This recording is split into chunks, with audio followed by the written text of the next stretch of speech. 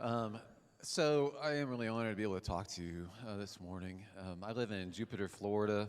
I'm originally from small town in Illinois, Indiana, lots of little small towns. Like Joe, played baseball when I was a kid. Unlike Joe, I was horrible. Um, you need to know this anyway. I tell people whenever I talk, like I'm on the radio, right? So it doesn't really matter on the radio, but I have a neurological condition where for me to see, it actually makes my eyes move back and forth.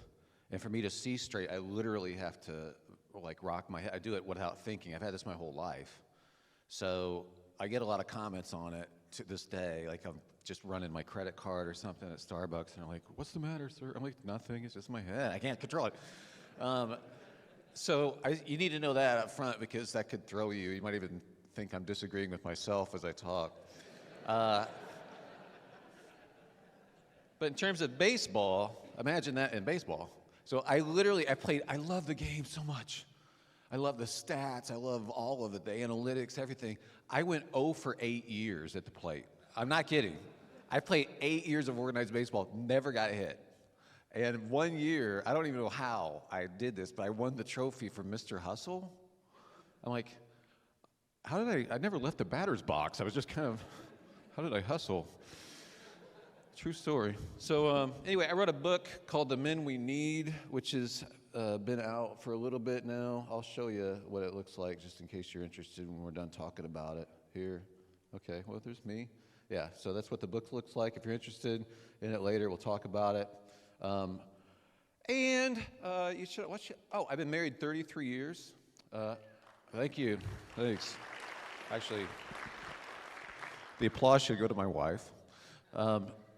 And I just became a grandpa. It's awesome. I know. Stoked about it. It's true what they say, because I heard this. Like, look, Brant, I've heard this from people, like, hey, you love your kids, right? You love your kids so much, you would kill for your kids. But when you have grandkids, you'd kill your kids. Like, yeah. I mean, I wouldn't, but I mean, I really am enjoying this. My daughter, though, and her husband are awesome, but they're like, hey, since you're in public on Facebook and stuff, can you not post any photos of her? We're just security reasons. Like, okay, but it's killing me. Like, how do you not post? And they also said when you talk to groups of people, don't show photos. I'm like, ugh. So, like, how about if I use, because I'm kind of an artist, so I actually was in her room the other night with the baby, and I got out. I'm good with watercolors and some mixed media. Like, what if I just capture her? Is that okay? And they said it's okay.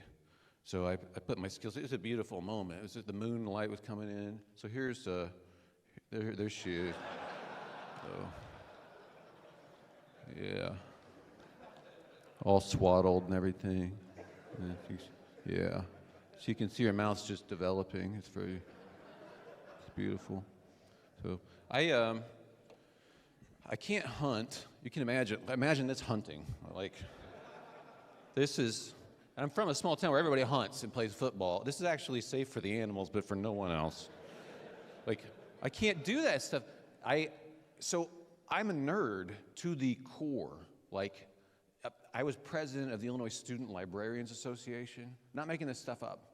Like, I got letters in high school sports for keeping stats. They gave me letters. Like, and the guys wanted to beat me up who got legit letters. They're like, how's he get letters? But I'll give you a little glimpse into my background, too. Like, this is me as a little kid. I had no chance. I mean,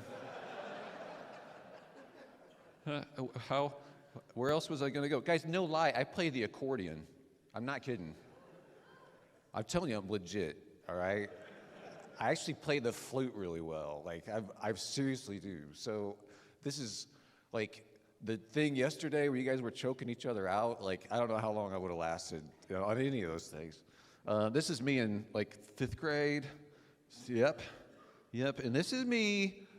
This is my prom photo. My mom took this photo. Now, there are several troubling aspects to this photo, including the obvious one, which is, where's your date?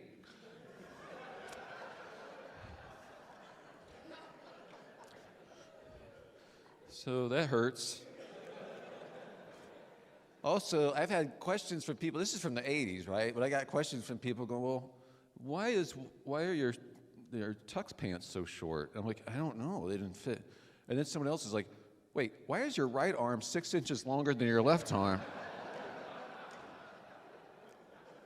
They're like, is that an 80s thing? Yeah, we all went around there like, that's what we did in the 80s. It was a thing. So, okay, so all this as a background to where I'm going with this, our culture is obviously tremendously confused about gender stuff. We know that. I'm not going to get in all the cultural debates. That's not the point. I'm going to go straight to what is masculinity actually when it's at its best? What is it? Because a lot of people will say, well, it's gentleness. Okay, but that's women too, right? What's specifically, beautifully, awesomely masculine and is life-giving to the people around us? What is it? Because we know there's something, male and female are the image of God. We know this. So there's differences. But honestly, even growing up in the church, I don't think the church ever says exactly what it is. It's more like, well, we do, we're going to get guys together, we're going to make some steaks, we're going to do axe throwing night. I've been invited to axe throwing night. Like, you don't want this at axe throwing night, I promise you. But, so what is it? Because a lot of the trappings of what we think is masculine, like, I can't do that stuff. I don't have a sense of balance. I can't be climbing a mountain. I can't free solo El Capitan or whatever. It's just not going to happen. There's a lot of stuff that's the trappings of it. What is it at its essence? And I think, that's what I took with The Men We Need. What I try to do with this book is try to actually say, here's what it is. And so I could be wrong. I don't think I am, but it could be.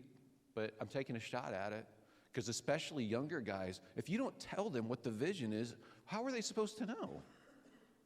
What if they're not into hunting and big trucks and stuff? What if they're accountant, majors or what? Like, not everybody's going to be whatever not everybody's going to be totally jacked.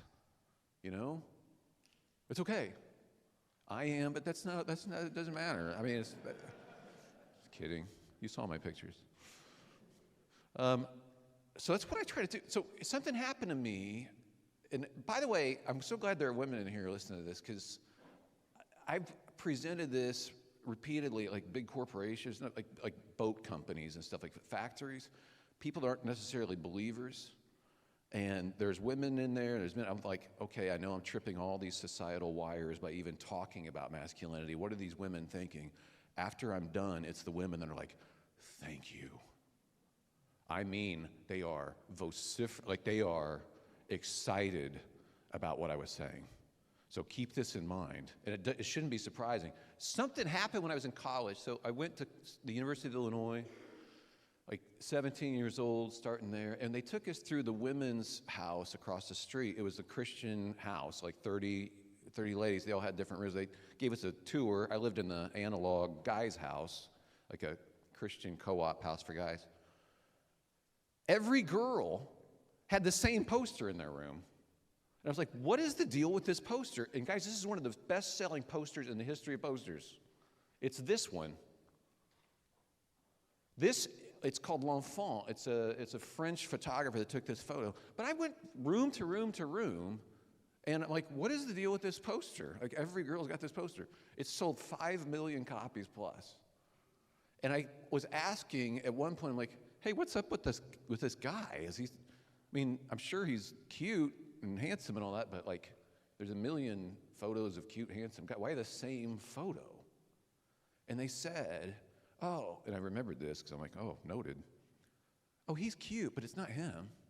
It's the way the baby's looking at him. That's what makes him so hot. Well, that's interesting. Noted. So there's a little tighter shot of the baby. Yeah. So the baby, you've got a very vulnerable being here looking up at him like, you're going to take care of me, right? There's trust that he's going to take care of the vulnerable. There's something deeply resonant for women with that. And I tell younger guys now, I'm like, this is the most compelling thing about a man to a woman is security. it makes you attractive to women. And I'm not telling you this so that you'll be attractive or so that you can be like, I'm going to get some dates or something. I'm not telling you that. But I am saying women are so intuitively brilliant. They know when we're at our best, and what they're trying to call out of us is very specific. This is what they're hoping we will be. So that should point you to some, like if we're thinking about what a man's purpose is, like all of us, regardless of whether you're, outdoorsman, or I call myself an avid indoorsman, whatever you are, like you can fulfill this purpose. And it's not too shocking. I'll show you something else I do too. I'll actually take, when I'm talking to different groups of people, like young guys, young women, or sometimes adults, I'll just fire through some photos. I just randomly got these off Google, right? So I'll just go through these photos, like here's a guy rescuing a baby from a car accident, it looks like. Just going through some photos. Literally just randomly got them off Google. They're rescuing a goat, it looks like, from a flood. Okay, so, yeah. And what I'll do, before I even bring up the whole issue, they don't even know this is what I'm talking about, but I'll be like, hey, ladies, just curious, are these guys attractive? And it's a visceral, unified, yes. All the women, yes. And I'll go back through this. I didn't pick models. These are just, in fact, some of these guys are so blurry, you can't even see them. It doesn't matter. I'm losing control here. There we go. But it's like, I fire back through these. Like, these aren't models. They're not all ripped. They're not all jacked. We don't know how much money they make or what car they drive or anything. But yes, they're attractive. Why? Why is it when you ask women, what's the most attractive occupation, there's the same answer every time. You know what it is? Firefighter's correct. Why? They're heroes. They're rescuing the vulnerable, right? It's not the reflective pants. I know it because I tried that. No, it's the same thing every time. Wildly attractive when you make your wife feel secure. So interesting to me. You know what's interesting about that? I want to talk about Adam. So here's my idea about what masculinity really is supposed to be. Adam was given a specific job that Eve wasn't given, per se. She is what's the Azer? What does that mean? It means rescuing ally. That was her job. I mean, and God uses that term for himself, too, in the Old Testament. He uses Azer for himself. That's how big of a rescuer he is, and she is. But the Adam's job is keeper of the garden. Remember this? So we all have gardens. Think about this, and think about telling, if you've got sons or you got younger guys in your church or something, tell them what they're supposed to do, because they'll understand this. So I'm going to go through this in like 2 minutes. You can get it. Any guy can understand this. We're supposed to be keepers of the garden. And it's interesting because when we are, women are like, yes. It's because, again, at this deep, resonant level, they recognize who Adam is created to be. This is not a domineering, I'm the boss around this garden. That's not what we're talking about. We're talking about somebody who cultivates and allows the vulnerable species to flourish in his midst. That's what you do as a gardener. There are species that won't thrive in the wild, but they will in a well-kept garden. He's also the protector to keep enemies out of the garden. He provides security for the creatures in the garden that get to thrive and flourish because he's there. And if he blows it, the whole thing falls apart. You know what, too? Adam blew it. You know what's amazing about Adam? So we hear about toxic masculinity, and look, again, the domineering idea of that's what masculinity is all about. I'm the angry, scary, domineering guy. Like, that is toxic. There's another kind of toxic passivity. That's Adam. Did you know, you read the story, the biblical story. You ever look in that one book with the guy in it? And the story of Adam and Eve, I always thought when the enemy was with Eve that Adam was off somewhere. That's just always how I pictured it. He's like a mile away naming animals or whatever he's doing. If you actually read the text, He's there with her the whole time. He does nothing. He's supposed to defend her and defend that garden and keep it. There's an enemy right there bringing it all down. And he's so passive. He lets her get hoodwinked. And then it even says that she handed him fruit. Like he wouldn't even reach for it himself. He's just lying there or something. And the whole thing falls apart because he wasn't answering the bell to do the job of keeper of the garden. I think this is our job too, and I think this is why women are so drawn to it. If you exude security, not just your personal security, but security for the people around you, everybody gets to thrive. They feel secure. If you don't, your wife will not find you attractive if you're married. I use that as an example. I know a lot of people here are married. I don't know if it's everybody, but it's like, I use this as an example. It applies to everybody. This is our job. We're supposed to be keeper of the garden. My wife, it was the other night, we live in this townhome, so it's like 2-story thing.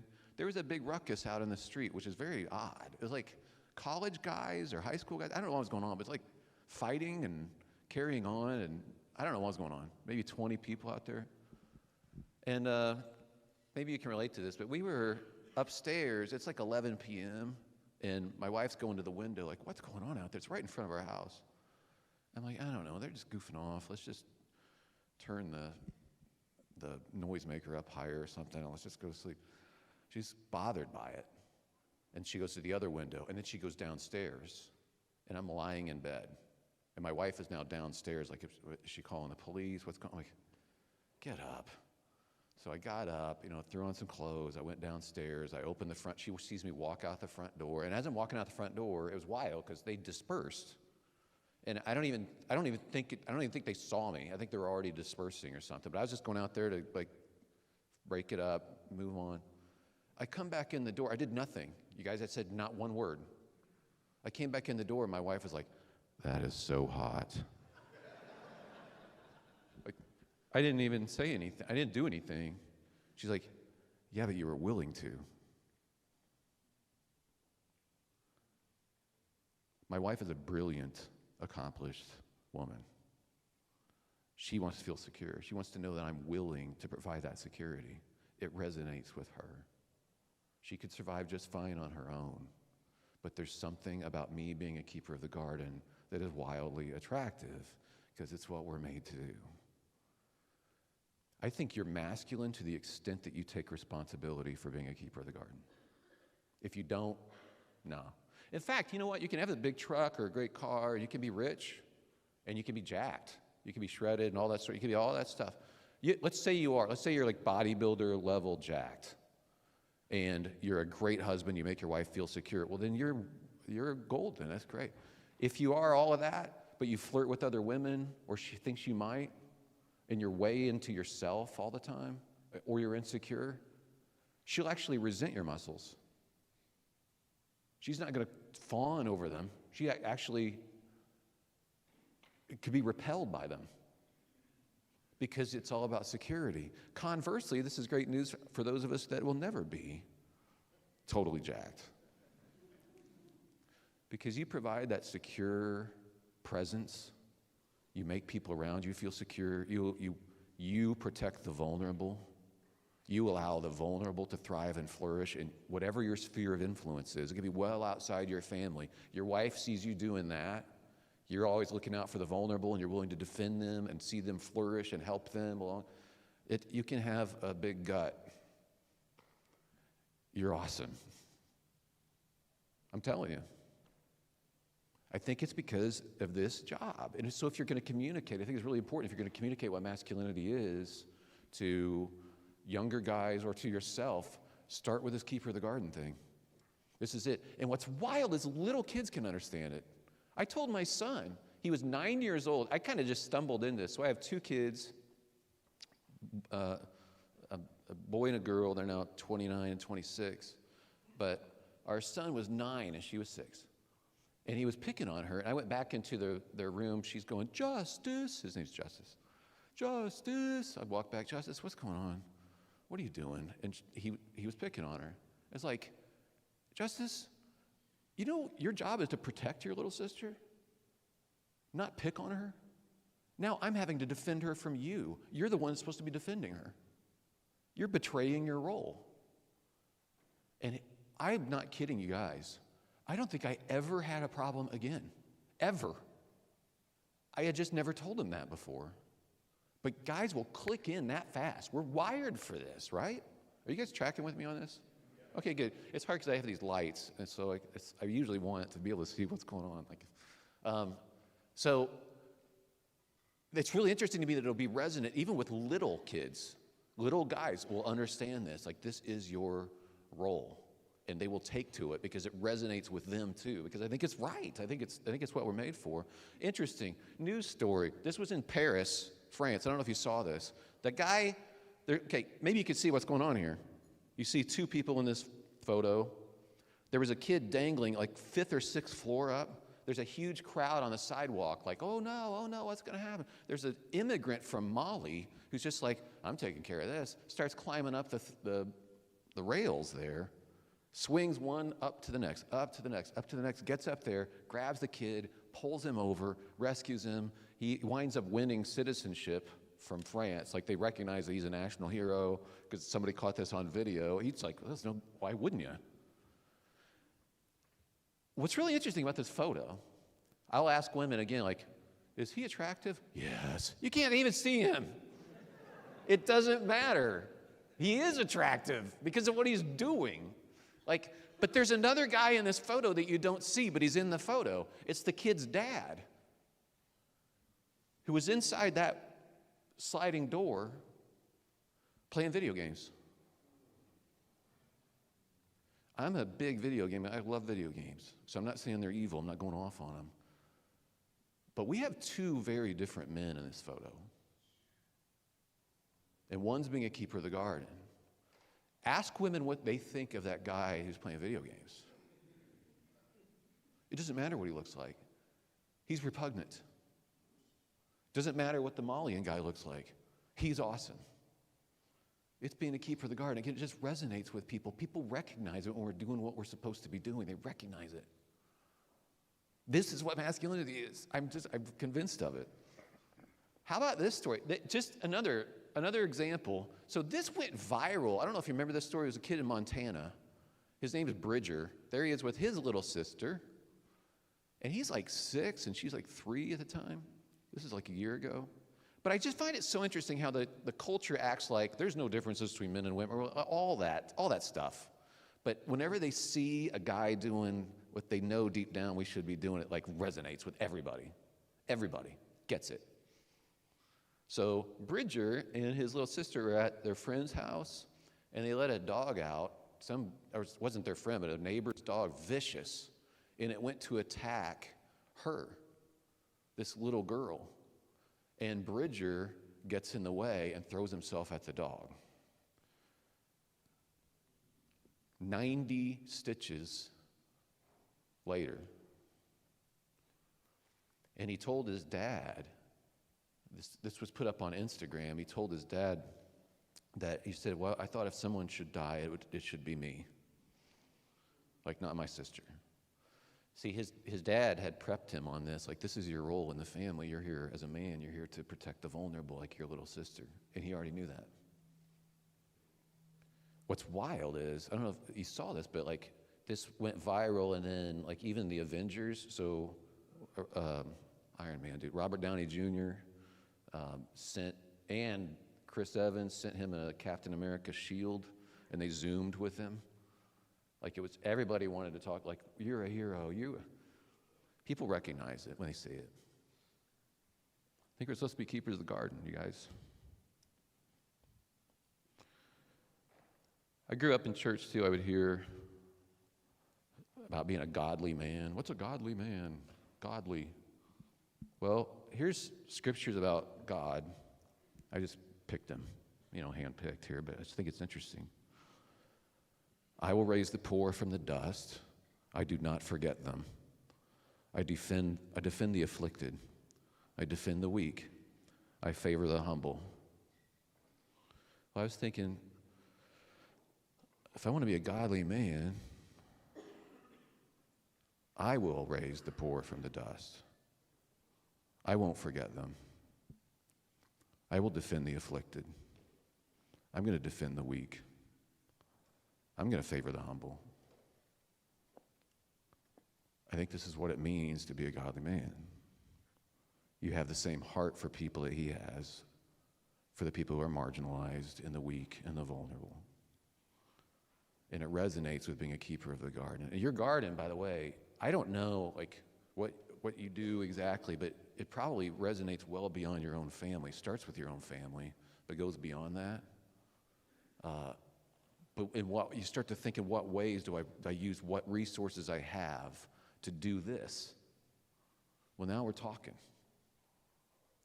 right? So in a book, I actually, you don't need to buy the book. I'm not trying to sell it, but you probably should buy it. But I'm not trying to sell it. But I lay out 6 decisions that I think men make that can set them apart to become this role, to help us along this line. I just want to highlight one of them, and that was decision 6, because I don't have time to talk about all of them. And my 6th decision is take responsibility for your own spiritual life. I have really good news about this, because a lot of times in men's mind, or in my mind, when I hear spiritual, be spiritual, I almost feel guilty about it. Because I'm like, but I don't feel very spiritual most of the time. I really don't. Some people, it's awesome. They feel God's presence all the time. I think it's really cool. I don't. I've mentioned that on the air on my radio show some, and some people push back, and they're like, well, that just shows your lack of faith or whatever. Like, okay. By the way, anybody ever hear the MetaShare commercials? Okay, that's me doing those MetaShare commercials. So if you ever hear that, you hear the guy going, your family can save $500 a month. Okay, so that's me. It's so funny, though, because I get hate mail from doing commercials. It's so funny. Everybody's mad out there. So I don't even know how people find it's me. I don't even say it's me. I have to give them credit. One guy found me on Twitter, and I wrote a book called Unoffendable. Like, I don't get mad about this stuff. But I thought it was great. I even memorized the tweet. He sent me a tweet. It said, dude, you're the worst. Every time I hear your voice on the air, I want to drive my Jeep into a tree. So, yeah. I was like, okay, my response was, okay, but first, can I tell you about a health plan where you could save $500? I didn't know. It's funny, but sometimes I'll get pushed back on serious stuff I'm talking on the air. Like, I don't always feel God around. Well, that just shows your lack of faith. No, I don't think that's fair. Because I think we're all cut out differently, you know? Some people relate to God in a certain way, others of us a different way. The other thing is, like, you know what? Next person that calls and says, yeah, you don't feel God's presence because you're lacking something. You don't have these great emotions because you're like, no, sit down. Let me tell you about my past. My dad pastored. Still alive, but our home was a freak show. Total trauma, total fear. My parents ultimately split up, to my great relief. I thought he was going to kill us. And I would see him do sermon after sermon, and everybody's like, your dad's such a man of God. He's handsome, he's talented musician, he's a big guy, and great speaker. Such a great man, and I didn't want to go home. Literally, my brother and I were both afraid any moment we'd be killed. They got divorced, then they remarried each other when I was like in 8th grade, got divorced again. I mean, I moved like 17 times. Sometimes we just ran away, like trying to escape. Like, and then I'd have to go back to my dad was in and out of mental institutions, and then right back doing sermons.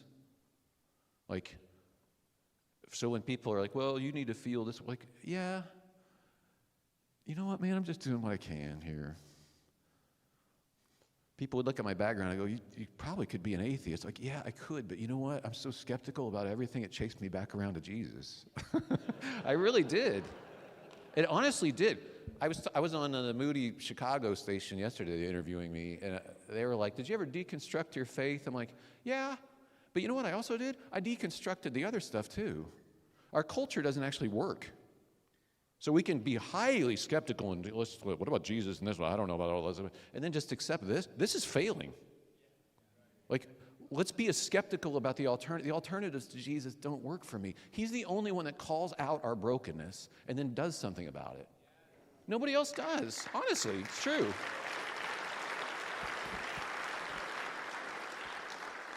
So yeah, hypocrites. Yes, there are hypocrites, including my dad. Yes, and it was awful, but that doesn't invalidate God. And how weird would it be if you know some fakes and you allow them to stop you from having a relationship with God that you could have had? Why? Jesus is the one that calls out human nature and aligns himself with the humble and not the proud. He's not like the good people, the bad people. He's like the humble, the proud. I like that. I like that a lot. I also, you know what I get to do? I use my entire platform. So I have this syndicated radio show. We got a pretty popular podcast. I get these books and stuff. I use them all to support the work of Cure, which you can look up sometime. These are neuro and orthopedic surgical hospitals around the world for the poor. So these are people like kids that can't walk, but they just need a simple surgery and they can walk. So we do the surgery and we charge it. They have no money. They're considered cursed. We have 8 full-time hospitals around the world. We charge them $0 and then tell them about the kingdom of God and that they're not cursed, they're blessed. Okay, so this is really cool. I know, it's awesome. So from my perspective, it's like God being good to me that I get to do this work. Like last 6 months, we did 11,000 surgeries, and people haven't heard about it. It's the best kept secret on the planet, unfortunately. But look it up. Tim Tebow works with us, so we have the Tebow Cure Hospital in the Philippines where he's got his name on it and stuff. Chris Tomlin's on our board. So we have some people that are getting the word out. But like, all that to say, I can't be a surgeon. Again, this whole thing. I can't do that. But I got words. I mean, I'm not good at a lot of stuff you guys are good at. But what I have, I can use. Isn't it? It's really, I'm so thankful. So my garden is my sphere of influence, and mine is going to be about, so my entire platform is about these people who are these beautiful flowers that get to flourish and bloom if we defend them. Or our wives who get to flourish and bloom because of the security that we provide. And by the way, please, hear me on this.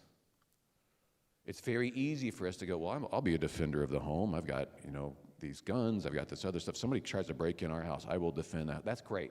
Defend your home. Okay, yes. That's not totally what I'm talking about. Because, and a guy pointed this out, I read this in a book. He said, you know what, I always pat myself on the back. Well, if anybody ever came in my house, I would defend my family. I would do whatever. I would defend my wife. No one could ever, okay, it's cool. But then I realized something. That doesn't happen very often. He said, most of the time the intruder is me. It's my words, my sarcasm, my lack of response to my wife that hurts her. I'm the one hurting her.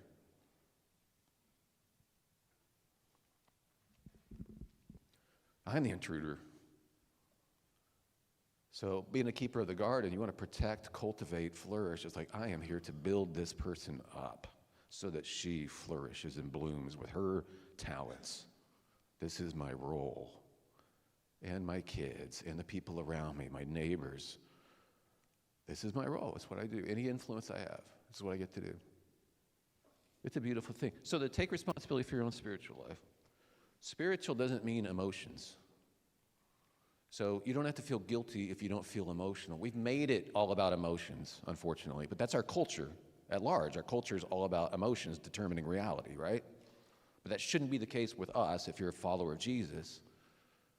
What God is looking for isn't emotions. Emotions are fine. Don't get me wrong. If you got it, awesome. I'm not saying it's bad, but can't trust them. And the other thing is your emotions change based on whether you got a nap. I mean, the presence of God does not change based on your nap, right? So did I eat well? Did I hydrate? Did I have too much coffee? Alcohol can affect it. Did my team lose? Did I just have an argument? How did it, just check the stocks today? All this stuff affects how we're feeling about things. It doesn't change the reality about God's presence in your life. He's present whether you feel it or not. And it's great news because as a guy, I can't be like, I'm not as spiritual as my wife because she's having this great experience. I'm not feeling it.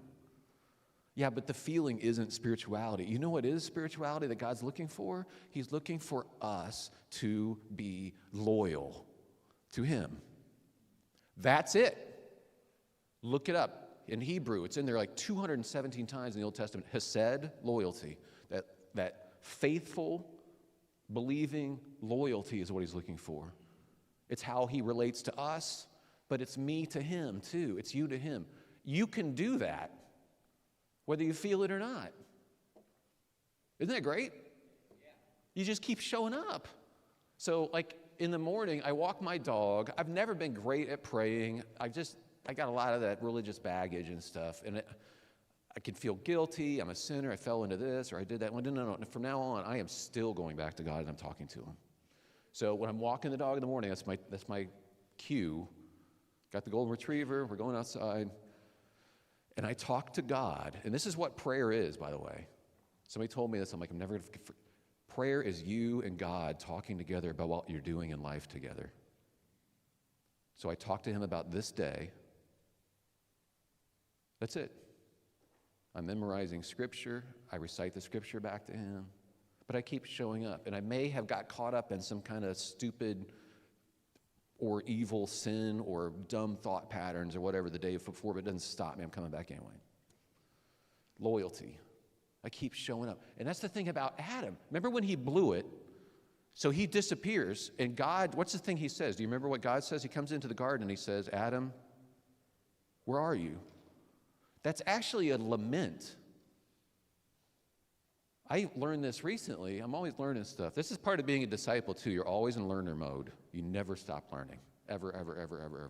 Like, I'm always learning. Oh, wow, that's fascinating. Wow, that's cool. I didn't know. But I learned recently that's actually a lament. He's not wondering really where Adam is. Like, I lost him. That's not what's going on. I was tracking his phone. I don't know. No. It's a lament because it's like, Adam, where are you? We used to walk together. You're not showing up. He's been wanting to partner with people since he made us. He made us to partner with him. It's not flippant to say that I'm partnering with God in life. This is what we get to do. When you look for Abraham, he picked Abraham to be a partner with him. He's looking for partners in life. And you just be loyal. That's it. And then you see what God does with you. It's weird in my case because I didn't have any plan at all about what I wanted to be a baseball announcer until I realized I can't see the ball. How am I going to do that? I literally did. At college, I wanted to be a baseball announcer. I'm like, I can't see the ball. How am I going to see it from up there if I can't see it down here on the field? So I didn't plan any of my career really, but God's been faithful. I just keep showing up every day. That's another thing too. I'm probably about out of time. Sorry. No, I'm not. Good. I'm going to keep going. That's another thing too. So what I've been doing is asking God, like, you make a way for me, and then I just do what I need to do today. Okay? So Jesus says, pray for your daily bread. That means pray for today's resources to do what you need to do.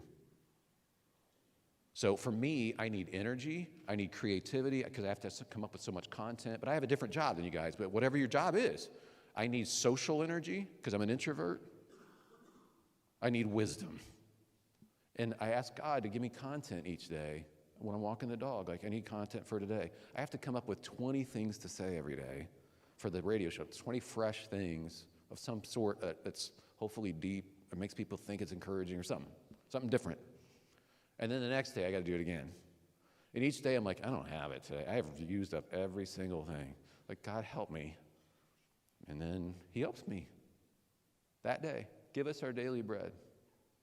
And he'll make a way for us. He's in charge of the way, like the path. That's his stuff. There's lots of scripture about that. Here's one of my favorite scriptures I've memorized in the last year or so. And I picked out the King James Version because I just like the musicality of this.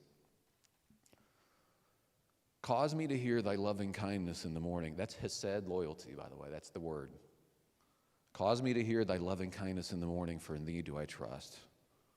Cause me to know the way wherein I should walk, for I lift up my soul unto thee. So that's my daily prayer in the morning, too. I work that in. I have it in my head. I memorized scripture when I was a kid. We got points. And literally now on my phone, there's this Bible memory app. It gives you points. And I'll be darned if it didn't work again. Like, I just like points. They're not redeemable for anything. I just want to score points. Plus, it shows you their standings as you memorize. Like I just passed Ashley and Jamie. I don't even know who these people are, but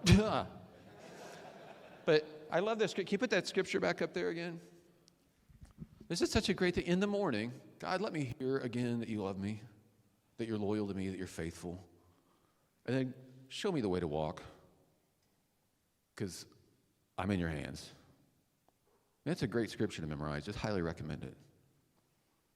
But you keep showing up, and your feelings don't determine reality, whether you feel God is there or not. I'm on the autism spectrum and was diagnosed years ago. My son is on it too. I relate to people differently. I've had to learn.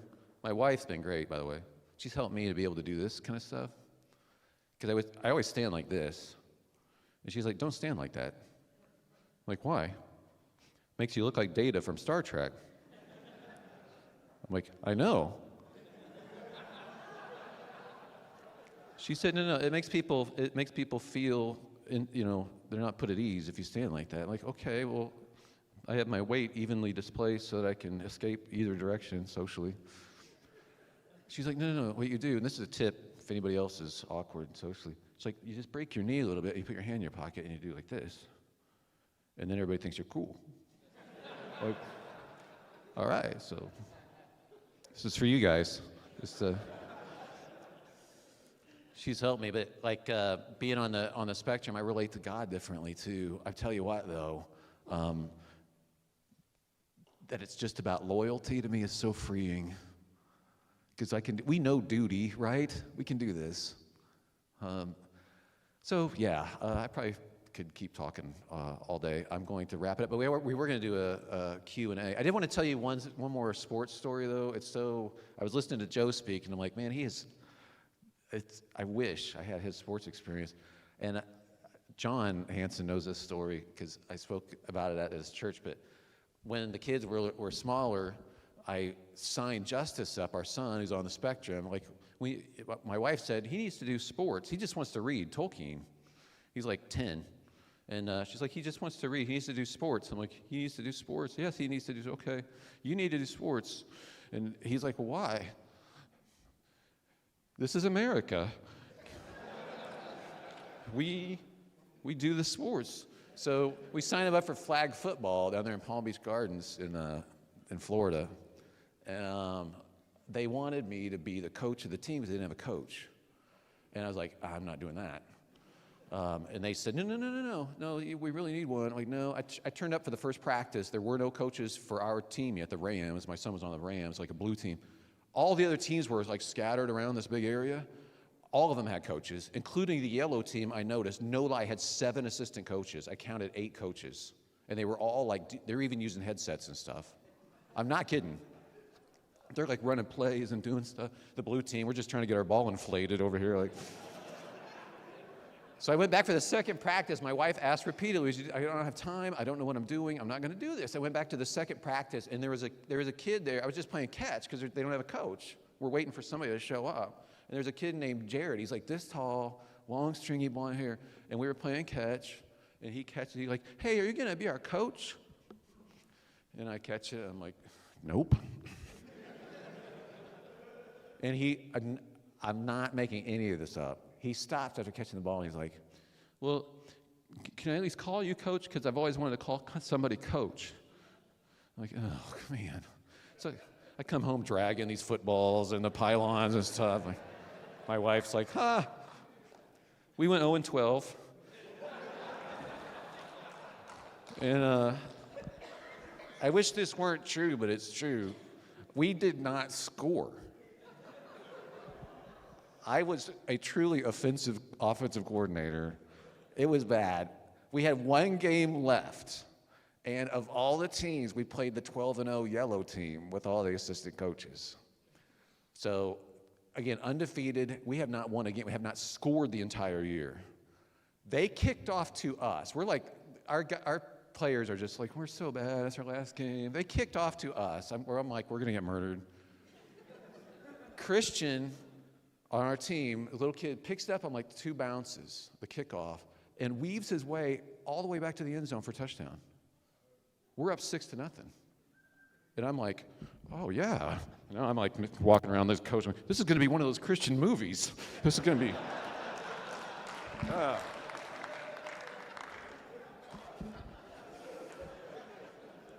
Final score was 72-6. Yeah, rattled off 72 unanswered points. But this is where it's so good. This is where it's so good. I had forgotten this was going to happen. I literally slipped my mind. But right after the game, a white stretch limousine pulls onto the field, onto the middle of the field, with Rams flags on it. That's our team.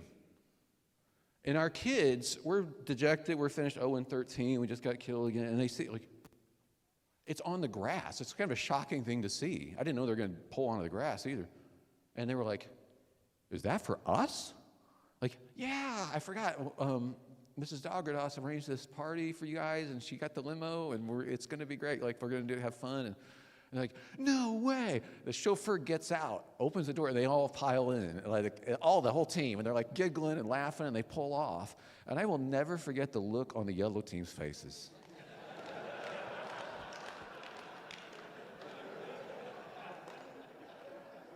They're like, we're 13-0. They're terrible. And here comes a limousine for them. And I honestly, as the limo was pulling off, I'm watching it drive off with these kids that just lost every game. I was like, that's the best picture of the kingdom of God I've ever seen in my life. I mean, we're playing from a really strong hand, guys. And I'll tell you what that is. We know how this all ends. You may think you're losing. You may get down on yourself. You may think I'm a moral failure if you only knew. I understand that. We all are. But the limo's coming anyway. You ever watch a game where you know how it ends, like you DVR'd it and your favorite team wins the last second? Like, if you watch it in real time, maybe you get nervous, you get angry at the refs for a bad call, but if you know your team wins at the end, you don't get so upset. I know how this ends. We're playing from a really strong hand. So you can keep showing up and keep asking God to help you be a good keeper of your garden, your sphere of influence, to protect the vulnerable, help people thrive, cultivate people, and provide security. People should be more secure because you're around. So I'm done. I don't know what happens here. We're going to do a Q&A, but I don't know how that works. So sorry, I don't know. Help me. Thanks. Hey, thanks. Give him a hand, guys.